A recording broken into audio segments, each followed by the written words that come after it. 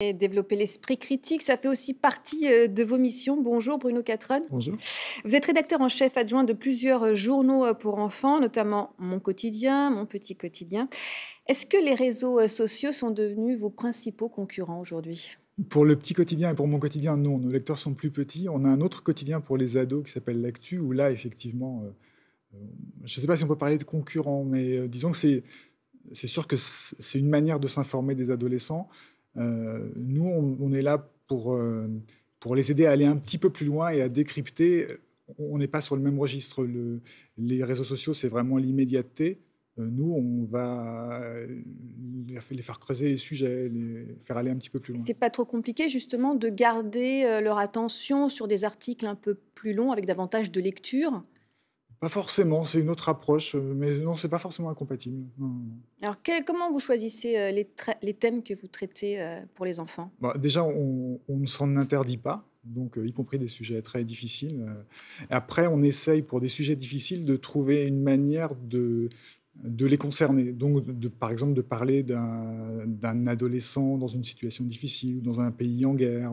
C'est une manière d'entrer dans un sujet, et puis après ça, on va pouvoir parler de choses un petit peu plus larges. Il faut trouver le bon vocabulaire aussi, c'est important. Exactement. Ouais. Alors, on a des outils, on a des dicos qui permettent, dans les journaux pour les petits, surtout d'expliquer des mots compliqués et de les employer néanmoins.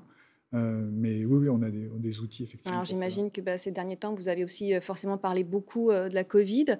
Et là encore, comment vous choisissez les thèmes que vous abordez pour parler de cette pandémie qu'ils vivent au quotidien? Ouais, la Covid, c'est compliqué parce que c'est la première fois qu'en fait, un sujet difficile est un sujet permanent et qui, pour les enfants ou les ados, n'est même plus vraiment un sujet d'actualité. C'est-à-dire que c'est leur vie quotidienne. Donc en fait, c'est pas.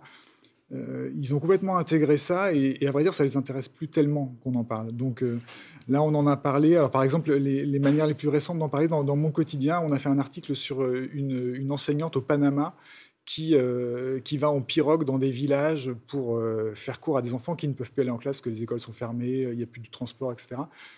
Voilà, donc c'est une manière un petit peu différente de leur en parler et pas juste de leur environnement quotidien. Dans le petit quotidien, on a choisi d'expliquer quelles étaient les conséquences pour les enfants qui, depuis un an ou depuis plusieurs mois, étaient privés d'école. Est-ce que Donc, ces jeunes lecteurs deviennent aussi plus tard des lecteurs assidus de la presse? Est-ce que vous avez des informations là-dessus? on n'a pas vraiment de statistiques, mais en tout cas, on espère. Ouais, j'espère que ça leur donne envie de lire des journaux pour adultes après. C'est en tout cas votre objectif. Oui, oui, de les ouvrir un peu sur le monde et puis de leur donner envie de lire, de s'intéresser à l'actualité.